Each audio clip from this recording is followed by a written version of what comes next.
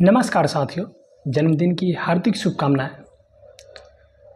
जैसा कि आपके स्क्रीन पर दिख रहा है, चार्ट में आज के बाजार में गिरावट को समझना लचीलेपन के संकेतों के साथ साथ कठोर सच्चाइयाँ जिन्हें आपको जानना आवश्यक है। ये मिंट है, livemint.com वेबसाइट का नाम है। यहाँ पर आपको दिख रहा होगा। आज का मतलब ये नहीं कि आज का डेट, ये 7 अप्रैल 2025 का जो ट्रेडिंग हुआ है उस डेट के लिए, यानी कि उस डेट को स्टॉक मार्केट धराशायी हुआ। क्या कारण है, उसके पीछे की वजह इसमें आपको आगे दिखेगा। क्या आपको लगता है कि बाज़ार में गिरावट का मतलब सिर्फ निराशा और निराशा है? मिंट का विश्लेषण इससे उलट संकेत देता है। आज की गिरावट को समझने का अर्थ है बाज़ार की अप्रत्याशित मजबूती को देखते हुए नुकसान के परिदृश्य को चित्रित करना। मिंट देख सकते हैं, सोमवार को भारत के शेयर बाजार में 10 महीनों में सबसे तेज गिरावट दर्ज की गई, जब अमेरिकी राष्ट्रपति डोनाल्ड ट्रंप के टैरिफ संबंधी गुस्से ने सप्ताहांत में वैश्विक स्तर पर निवेशकों को हिलाकर रख दिया। लेकिन मिंट के विश्लेषण से पता चलता है कि सोमवार की गिरावट का मतलब यह नहीं कि लंबे समय तक संकट और निराशा बनी रहेगी, बल्कि वास्तव में कुछ क्षेत्रीय अवसर भी सामने आ सकते हैं। यानी कि संभावना व्यक्त किया जा रहा है कि हाँ, फिर से मार्केट ऊपर की तरफ बढ़ेगी, ऐसा मेरा समझना है। बेंचमार्क सेंसेक्स सूचकांक सोमवार को लगभग 4000 अंक नीचे खुला तथा दिन के दौरान लगभग 3% गिर गया, क्योंकि डी स्ट्रीट पर व्यापार युद्ध के बढ़ने की आशंका तथा निकट भविष्य में अस्थिरता बढ़ने की आशंका थी। मिंट के विश्लेषण से पता चला कि दिन की गिरावट के बाद भारतीय इक्विटी ने पिछले साल के सबसे खराब मासिक बढ़त गिरावट अनुपात दर्ज किया था। निफ्टी मिड कैप 100 और निफ्टी स्मॉल कैप 100 सूचकांकों में भी भारी बिकवाली का दबाव देखा गया है और इनमें क्रमशः 3.5% और 3.8% की गिरावट आई। हालांकि बाजार में गिरावट अप्रत्याशित नहीं है। परंपरागत रूप से बाजार पिछले सप्ताह या सप्ताहांत की उथल पुथल के बाद सप्ताह की शुरुआत में तनाव में रहते हैं। वैश्विक बाजार पहले से ही 60 से अधिक देशों पर ट्रंप के व्यापक पारस्परिक टैरिफ के कारण लड़खड़ा रहे थे, जिसमें चीन द्वारा अमेरिकी वस्तुओं पर 34% यानी कि 34% प्रतिशोधित टैरिफ लगाने से आग में घी डालने का काम किया गया। सोमवार की उदासी की परंपरा।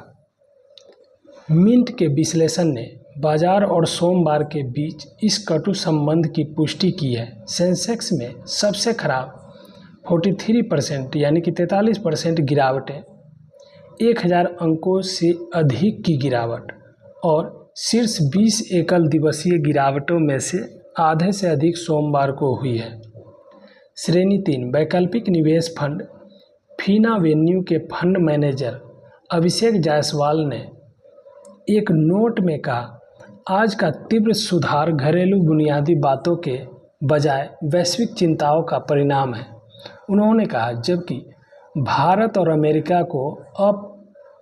अमेरिका को प्रत्यक्ष निर्यात जोखिम सीमित है, वैश्विक टैरिफ व्यवस्था के व्यापक निहितार्थ हर जगह बाजारों को अस्थिर कर रहे हैं। वास्तविक चिंता यह है कि इस तरह के नीतिगत कदम मुद्रास्फीति को कैसे बढ़ावा दे सकते हैं, आपूर्ति श्रृंखलाओं को बाधित कर सकते हैं और आने वाले वर्षों में मंदी या यहाँ तक कि मंदी को भी बढ़ावा दे सकते हैं। सेंसेक्स में एक दिन में 1000 अंकों की गिरावट, शेयर परसेंटेज देख सकते हैं दिन बाय दिन यहाँ पर दिखाया गया है। विरोधाभास। क्या आपको लगता है कि बाजार में गिरावट का मतलब सिर्फ निराशा और निराशा है? मिंट का विश्लेषण कुछ और ही बताता है। निफ्टी 50 टोटल रिटर्न इंडेक्स के लिए सबसे अच्छी एक दिवसीय तेजी अक्सर इसके सबसे खराब एक दिवसीय पतन के कुछ दिनों के भीतर ही हुई है। निवेशकों के लिए सीख क्या है? जब बाजार पूरी तरह से ध्वस्त हो जाता है तो आश्चर्यजनक रूप से वह क्षण महत्वपूर्ण लाभ के लिए सबसे उपजाऊ जमीन प्रस्तुत कर सकता है। तो ये तो एकदम 100% सही बात है। सापेक्ष लचीलापन। इसके अलावा वैश्विक समकक्षों की तुलना में भारत की लचीलापन निवेशकों को और अधिक राहत प्रदान कर सकता है। 3 अप्रैल भारतीय समयानुसार को पारस्परिक टैरिफ की घोषणा के बाद से विदेशी फंड को लगातार बहिर्वाह के बावजूद निफ्टी 50 में अब तक केवल 5% की गिरावट आई है, जो ब्राज़ील के इबोवेस्पा इंडेक्स के बाद दूसरे स्थान पर है, जिसमें 3% की गिरावट आई। 4:30 बजे IST तक अपडेट किया गया। सोमवार को निफ्टी में 742.85 अंक या 3.24% की गिरावट आई। निफ्टी का लचीलापन अन्य जगहों पर हुए तीव्र सुधारों के विपरीत है।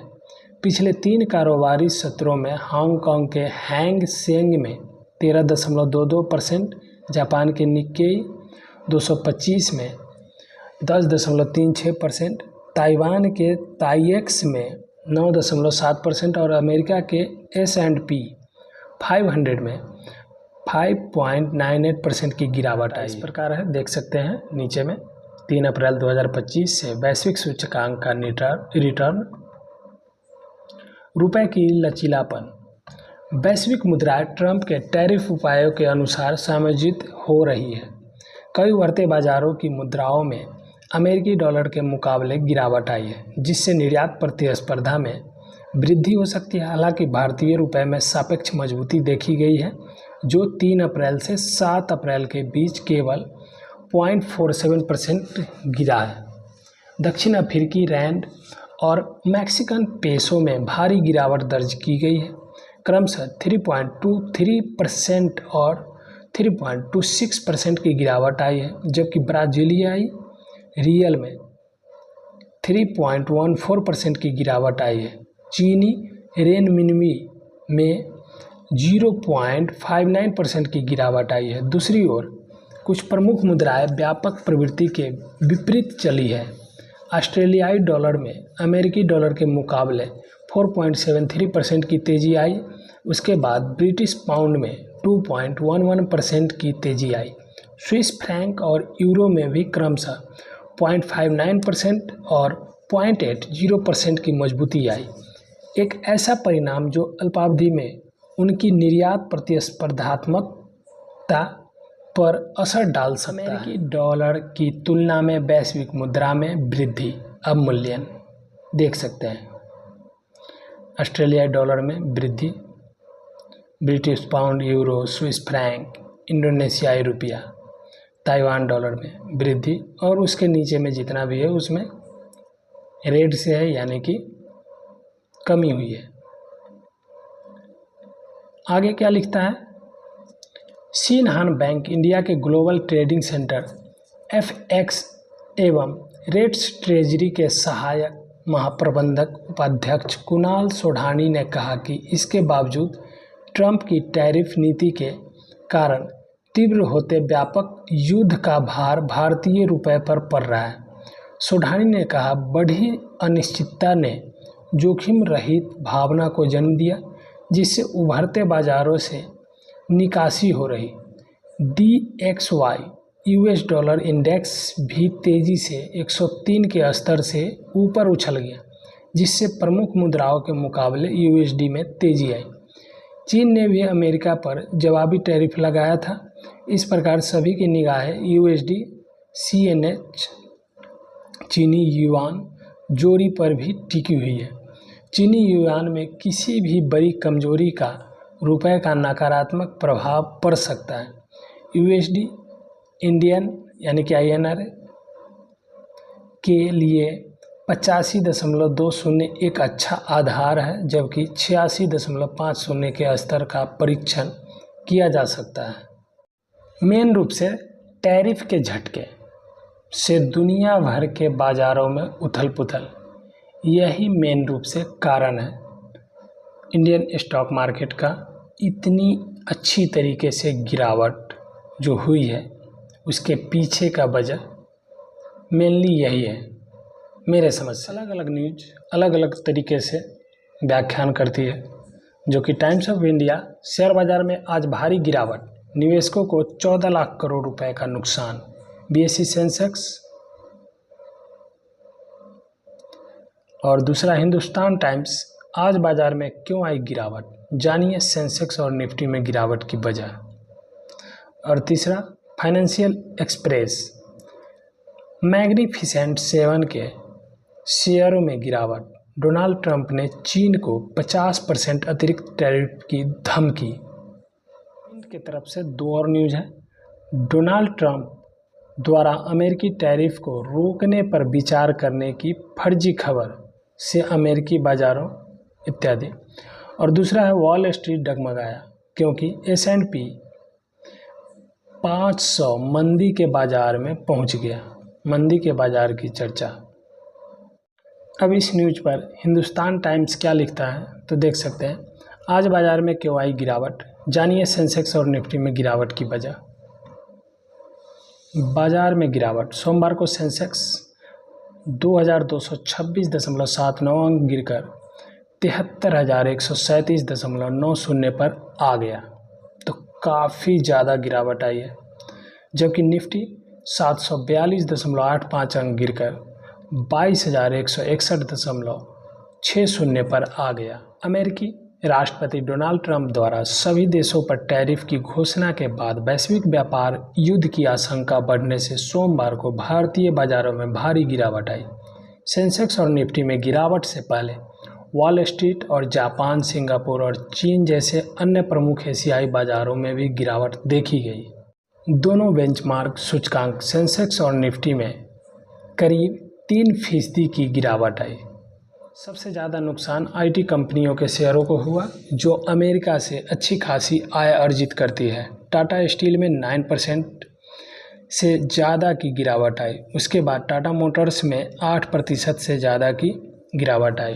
Larsen and Toubro, HCL technologies, Kotak Mahindra bank, Infosys, ICICI bank, Axis bank, Reliance industries और अडानी पोर्ट्स अन्य बड़े पिछड़े हुए शेयर थे। बाजार क्यों गिरा, तो इसके पीछे डोनाल्ड ट्रंप द्वारा अमेरिका के सभी व्यापारिक साझेदारों पर टैरिफ लगाने की घोषणा के बाद से दुनिया भर के बाजारों में भारी गिरावट आई है। इस घोषणा से वैश्विक बाजार व्यापार युद्ध की आशंका भी बढ़ गई है।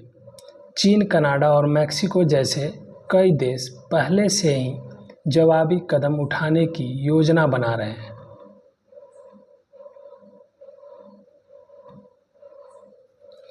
निवेशक यह भी अनुमान लगा रहे थे कि मंदी का आसन्न खतरा टैरिफ से मुद्रास्फीति में संभावित वृद्धि से अधिक होगा। रिलायंस सिक्योरिटीज के शोध प्रमुख विकास जैन ने समाचार एजेंसी PTI को बताया, चीन और जापान दोनों सूचकांक में क्रमशः 10% और 8% की गिरावट आई है। इससे चल रहे व्यापार युद्ध में दाव बढ़ गए हैं और संभावित वैश्विक मंदी के बारे में चिंताएं बढ़ गई है, जो सभी को प्रभावित कर सकती है। शुक्रवार को S&P 500 में 6% की गिरावट आई और डॉव जोन्स 2000 अंक से अधिक गिर गया, जो कि कोविड-19 संकट के बाद से इसका सबसे खराब सप्ताह था। यह तब हुआ जब चीन ने घोषणा की कि वह 10 अप्रैल से सभी अमेरिकी आयातों पर पारस्परिक 34% टैरिफ लगाएगा। उन्होंने कहा कि अमेरिका और चीन दोनों द्वारा टैरिफ में तीव्र वृद्धि से मुद्रास्फीति बढ़ सकती है और वैश्विक विकास धीमा हो सकता है तथा व्यापार तनाव बढ़ सकता है। इस सप्ताह के अंत में आने वाले अमेरिकी उपभोक्ता मूल्य आंकड़ों में मार्च के लिए 0.3% की एक और वृद्धि दर्शाने की उम्मीद है, लेकिन विश्लेषकों का मानना है कि यह केवल समय की बात है, जब टैरिफ के कारण खाद्य पदार्थों से लेकर कारों तक हर चीज़ की कीमतें तेज़ी से बढ़ेगी। बढ़ती लागत से कंपनियों के लाभ मार्जिन पर भी दबाव पड़ेगा। ठीक उसी समय जब शुक्रवार को कुछ बड़े बैंकों की आय का सीजन शुरू होने वाला है। लगभग 87% अमेरिकी कंपनियां 11 अप्रैल से 9 मई के बीच रिपोर्ट करें। जितना भी न्यूज़ देखा जा रहा है उस न्यूज़ में एक मुख्य कारण है बाज़ार का गिरने के पीछे कि सिर्फ और सिर्फ जो टैरिफ लगाया गया है वही कारण है, या हो अमेरिका के द्वारा या चीन के द्वारा।